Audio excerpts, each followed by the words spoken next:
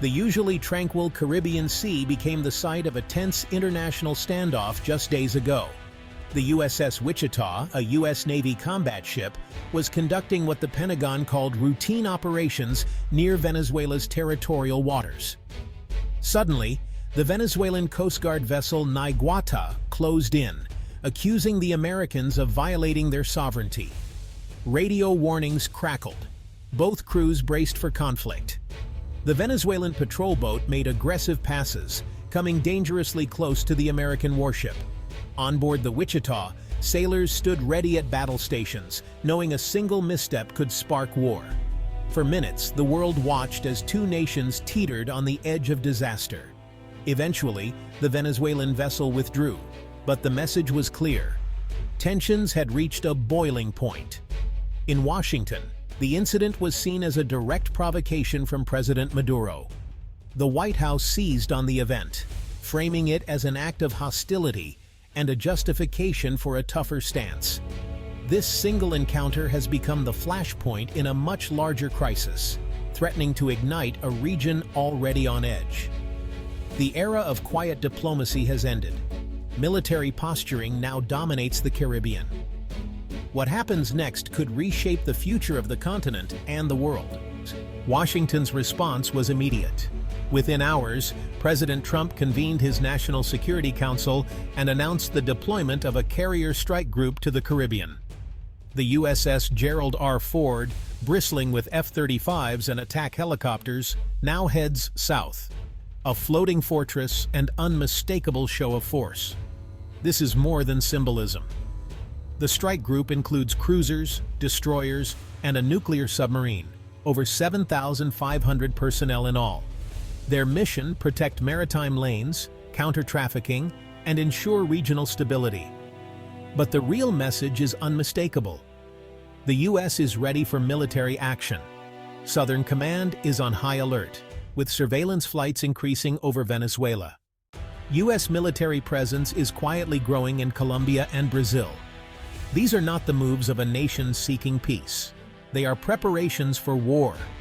Images of warships and fighter jets project American strength, reinforcing a narrative of resolve. For President Trump, this is a chance to appear decisive at home and abroad. The world is on notice. America's patience with Venezuela has run out. The drums of war grow louder. In Caracas, Maduro seized the moment. Appearing on state TV in military garb, he denounced U.S. actions as imperialist aggression and rallied his generals. State media flooded the airwaves with patriotic songs and images of Chavez, painting Venezuela as a nation under siege. Billboards screamed, "Yankee go home," as Maduro used the crisis to justify crackdowns on opposition and tighten his grip on power. Armed militias patrolled the streets, and the military was ordered to prepare for a war of all the people. Maduro's strategy: turn external threats into internal unity, betting that the fear of invasion will rally the nation behind him. He knows he can't win a conventional war, but he's betting on psychological and political resistance. For Maduro, survival means making his rule synonymous with Venezuela's fate. The crisis has sent shockwaves through global markets. Venezuela's vast oil reserves make any threat of conflict a global concern. Oil prices have surged, rattling economies worldwide. Ironically, higher prices could provide Maduro's regime with a financial lifeline, even as the U.S. seeks to isolate him. Regionally, Colombia and Brazil back the U.S., offering support and preparing for fallout. Other Latin American nations urge restraint, fearing a U.S. intervention could destabilize the continent for decades. The crisis is forcing countries to pick sides, deepening divisions across the Americas. Even U.S. allies like the UK call for diplomacy, wary of escalation. The Caribbean is now a geopolitical fault line, where global interests collide. Every move in these waters has worldwide consequences. As the U.S. deployed its navy, Russia made its own move. Moscow sent a naval detachment and strategic bombers to Venezuela, signaling unwavering support for Maduro. Russian military presence now acts as a shield, raising the stakes for any U.S. action. Any American strike risks direct confrontation with Russian forces, an unthinkable scenario.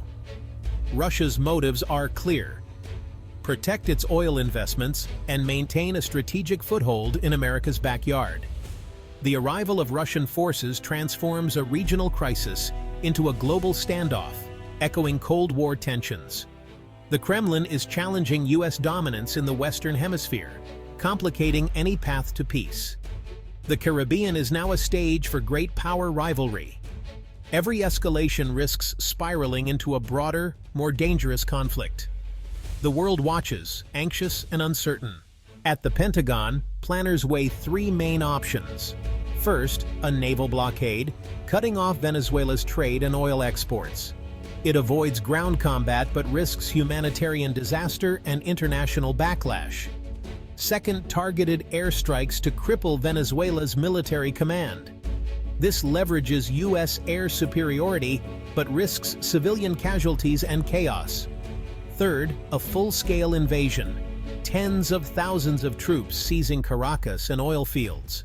Victory would be swift, but the aftermath could be a bloody, years-long insurgency. Each scenario carries immense risks: economic fallout, regional instability, and the possibility of direct conflict with Russia or China. A blockade could drag on, worsening suffering for ordinary Venezuelans. Airstrikes might topple the regime, but leave a power vacuum. Invasion could mire the U.S. in a costly, unpopular war. The Pentagon knows there are no easy answers. Every option could ignite consequences far beyond Venezuela's borders. The stakes, not just regime change, but the future of the region. The world holds its breath. On paper, Venezuela's military looks formidable. Modern jets, tanks, and air defenses, with over 150,000 active troops. But years of crisis and corruption have left much of its arsenal in disrepair. Morale is low. Many soldiers' families suffer the same shortages as civilians. The real threat isn't conventional power, but asymmetric warfare militias, special forces, and guerrilla tactics designed to bleed any invader. Venezuela's jungles, mountains, and urban slums are perfect for insurgency. Maduro's generals, rewarded with control over key industries, remain loyal, at least at the top. While lower ranks see desertions, the command structure holds. Any U.S. plan must account for a military that, while weakened, could make occupation a nightmare. A cornered regime can still be dangerous. This conflict is as much about perception as firepower. Both Trump and Maduro are masters of media manipulation, spinning the crisis to serve their agendas. In the U.S., intervention is framed as a moral duty to end suffering and restore democracy. For Maduro, it's proof of Yankee imperialism, fuel for his revolutionary image. Both leaders see backing down as weakness, making escalation politically tempting. Humanitarian images are weaponized by both sides. The U.S. blames Maduro, while he blames U.S. sanctions. The stakes are enormous. A war could trigger a refugee crisis, empower criminal groups, and disrupt global energy markets. With Russia involved, the risk of superpower confrontation is real. The world watches, dreading that personal ambition and propaganda may push us all toward disaster. The abyss of uncertainty grows deeper with every passing day.